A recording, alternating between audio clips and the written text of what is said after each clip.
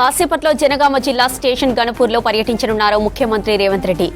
800 కోట్ల విలువైన అభివృద్ధి పనులకు శంకుస్థాపనలు, ప్రారంభోత్సవాలు చేయనున్నారు సీఎం. 200 కోట్లతో నిర్మించనున్న Young India Integrated Residential School complex, ఇక 45 కోట్లతో నిర్మించనున్న 100 పడకల హాస్పిటల్ బిల్డింగ్, 26 కోట్లతో డివిజనల్ ఆఫీస్ కాంప్లెక్స్ నిర్మాణంతో పాటు పలు అభివృద్ధి పనులకు స్టేజీ దగ్గరే శంకుస్థాపన చేస్తారు సీఎం. అలాగే స్వయం సహాయక సంఘాలకు 7 మహిళా శక్తి బస్సులను అందిస్తారు. ఆ తర్వాత శివునిపల్లి దగ్గర ఏర్పాటు చేసిన బహిరంగ సభలో పాల్గొంటారు రేవంత్ రెడ్డి. ఇందుకు సంబంధించిన ఏర్పాట్లను ఇప్పటికే పూర్తి చేశారు అధికారులు. సభకు భారీగా జన సమీకరణ చేస్తున్నారు పార్టీ నేతలు. కాసేపట్లో జనగామ జిల్లా స్టేషన్ ఘన్పూర్లో పర్యటించనున్నారు ముఖ్యమంత్రి రేవంత్ రెడ్డి. 800 కోట్ల విలువైన అభివృద్ధి పనులకు శంకుస్థాపనలు, ప్రారంభోత్సవాలు చేయనున్నారు సీఎం. 200 కోట్లతో నిర్మించనున్న Young India Integrated Residential School complex, 45 కోట్లతో నిర్మించనున్న 100 పడకల హాస్పిటల్ బిల్డింగ్, 26 కోట్లతో డివిజనల్ ఆఫీస్ కాంప్లెక్స్ నిర్మాణంతో పాటు పలు అభివృద్ధి పనులకు స్టేజ్ దగ్గరే శంకుస్థాపన చేస్తారు సీఎం రేవంత్. ఇక అలాగే స్వయం సహాయక సంఘాలకు 7 మహిళా శక్తి బస్సులను అందిస్తారు.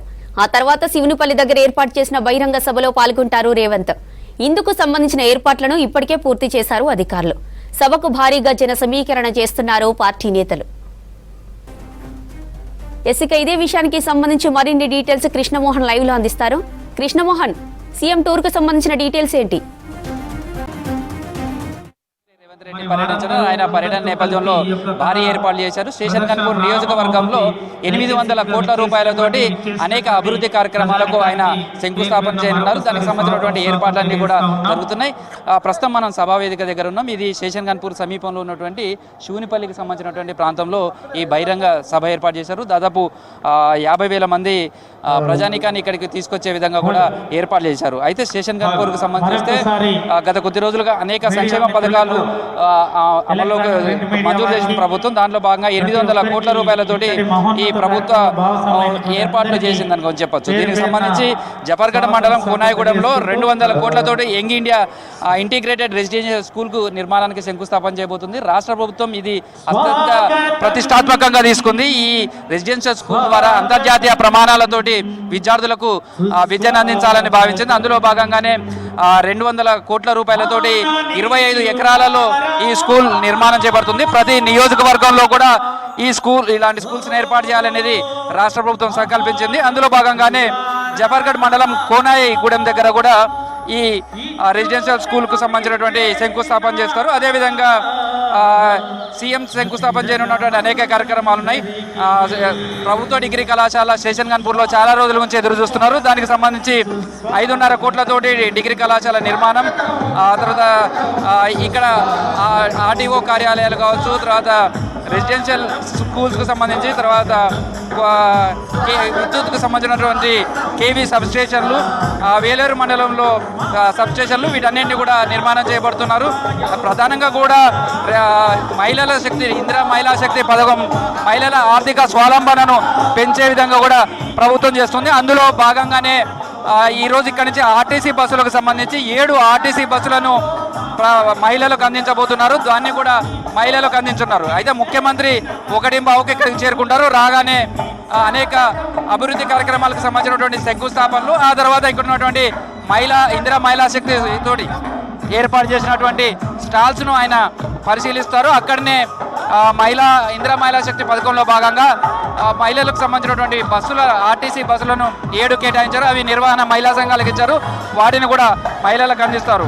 మొత్తం 53 కోట్ల రూపాయలతోటి సీసీ రోడ్ల నిర్మాణం, అదేవిధంగా 3,500 ఇళ్లకు సంబంధించి, ఇందిరమ్మ ఇళ్లకు సంబంధించి ప్రతి మండలానికి ఇల్లును మంజూరు చేశారు. వాటన్నిటికీ సంబంధించిన భూమి పూజ కోసం ఇక్కడనే ముఖ్యమంత్రి శంకుస్థాపన చేయనున్నారు. అయితే ప్రస్తుతం ఈ కార్యక్రమాలంతా కూడా దాదాపు 800 కోట్ల రూపాయలతోటి ఈ వర్క్స్ అన్ని కూడా చేయబోతున్నారు. 18 నెలల్లోనే ఈ పనులన్నీ కూడా పూర్తి చేయాలనేది రాష్ట్ర ప్రభుత్వం నిర్ణయం తీసుకుంది. అందులో భాగంగానే వర్క్స్ను స్పీడప్ చేయడం, తర్వాత ప్రజలకు మౌలిక సదుపాయాలు కల్పించడం, ప్రధానంగా విద్య, వైద్యం ఈ 2 రంగాలలో కూడా పురోగతి సాధించడం విధంగా చర్యలు చేపట్టడం, సేమ్ టైంలో వాళ్ళకి కావాల్సినటువంటి మౌలిక సదుపాయాలు, రోడ్లు కావచ్చు, లేదా విద్యుత్కు సంబంధించినటువంటి సబ్స్టేషన్లు కావచ్చు, వీటన్నిటిని కూడా అందించే ప్రయత్నం చేస్తున్నారు. అందులో భాగంగానే వీటి నిర్మాణాలకు శంకుస్థాపన చేయబోతున్నారు. అయితే భారీ బహిరంగ సభ నేపథ్యంలో కూడా దాదాపు 50,000 మంది ఇక్కడ జన సమీకరణకు నిర్ణయం తీసుకున్నారు. దానికి సంబంధించి ఏర్పాట్లన్నీ కూడా చేశారు. ప్రస్తుతం సభా వేదిక దగ్గర కూడా పోలీసుల పహారా ఉంది. మొత్తం 4 అంచెల భద్రత ఏర్పాటు చేశారు. సభాసదకు సంబంధించి కూడా గ్యాలరీలు ఏర్పాటు చేశారు. ఏ మండలానికి సంబంధించిన వాళ్ళు ఏ గ్యాలరీలో ఉండాలనేది కూడా నేమ్ ప్లేట్ ఏర్పాటు చేసి వాళ్ళకు ఆ విధంగా ఆ వైపు డైవర్ట్ చేసే విధంగా ఏర్పాటు చేశారు. తర్వాత పార్కింగ్ సంబంధించి కూడా సభకు చుట్టుపక్కల దాదాపు 11 పార్కింగ్ ప్లేసెస్ ఏర్పాటు చేశారు. ఆ పార్కింగ్ ప్లేసెస్ కూడా ఇటు రఘునాథపల్లి నుంచి వచ్చే వాళ్ళని ఒకవైపు, ఇటు స్టేషన్ కన్పూర్ నుంచి సంబంధించినటువంటి వాళ్ళు మరొక వైపు, జఫర్గఢకు సంబంధించి ఇట్లా అనేక ప్రాంతాల నుంచి స్టేషన్ కన్పూర్ నియోజకవర్గం నుంచి వచ్చే వాళ్ళందరికీ కూడా సపరేట్ పార్కింగ్ ప్లేసెస్ కూడా ఏర్పాటు చేశారు. వచ్చే వాళ్ళకు బస్సులను పార్కింగ్ చేసుకోవడం కావచ్చు, మళ్ళీ వాళ్ళు ఈజీగా సభా వేదిక వచ్చే విధంగా కూడా ఏర్పాట్లు చేశారు. స్టేషన్ కన్పూర్ నియోజకవర్గానికి సంబంధించి ఎమ్మెల్యే కడియం శ్రీహరి ప్రతిష్టాత్మకంగా తీసుకున్నారు. ఇక్కడి నుంచి అభివృద్ధి కార్యక్రమాలను ప్రజలకు అందించాలి. తాను ఏదైతే ఎన్నికల్లో ఇచ్చిన హామీ ఉందో ఆ హామీలన్నింటినీ కూడా నెరవేర్చే విధంగా కూడా ఈ సభా వేదికను ఉపయోగించుకుంటున్నామనేది చెప్తున్నారు. ప్రస్తుతం అయితే ముఖ్యమంత్రి పర్యటన నేపథ్యంలో కూడా భారీ బందోబస్తు ఏర్పాటు చేశారు. ఎక్కడికక్కడ పోలీస్ పికెట్లు ఏర్పాటు చేశారు. బీఆర్ఎస్కు సంబంధించినటువంటి కొందరు నేతలు సభను అడ్డుకుంటామని ప్రకటించిన నేపథ్యంలో కొంచెం చోట్ల హౌస్ అరెస్టులు కూడా చేశారు. ఎలాంటి అవాంఛనీయ ఘటనలు చోటు చేసుకోకుండా ప్రశాంతంగా సభ నిర్వహించే విధంగా కూడా భారీగా ఏర్పాట్లు చేశారని చెప్పొచ్చు. ప్రస్తుతం అయితే సభా వేదిక దగ్గర కూడా నిన్నటి నుంచి కూడా కడియం శ్రీహరి, తర్వాత ఎంపీ కడియం కావ్య పర్యవేక్షిస్తున్నారు. తర్వాత అధికారిక కార్యక్రమం కావడంతో జిల్లా కలెక్టర్ ఇతర అధికారులంతా కూడా ఇక్కడి నుంచే సభ సంబంధించిన నిర్వహణ పర్యవేక్షిస్తున్నారు. 2 గంటల పాటు ముఖ్యమంత్రి రేవంత్ రెడ్డి ఈ సభలో కార్యక్రమాల్లో స్టేషన్ కన్పూర్ పర్యటనలో ఉంటారు. అన్ని అభివృద్ధికి సంబంధించినటువంటి శిలాఫలకాలన్నీ కూడా ఈ సభా వేదిక వెనుక భాగంలోనే వేస్తారు. ఇక్కడి నుంచే శంకుస్థాపన చేస్తారు. ఇక్కడి నుంచి సభా వేదిక మీదకు ఇక్కడ సభలో పాల్గొంటారు. దాదాపు 2 గంటల పాటు ముఖ్యమంత్రి షెడ్యూల్ స్టేషన్ కన్పూర్లో ఉంది. కృష్ణమోహన్.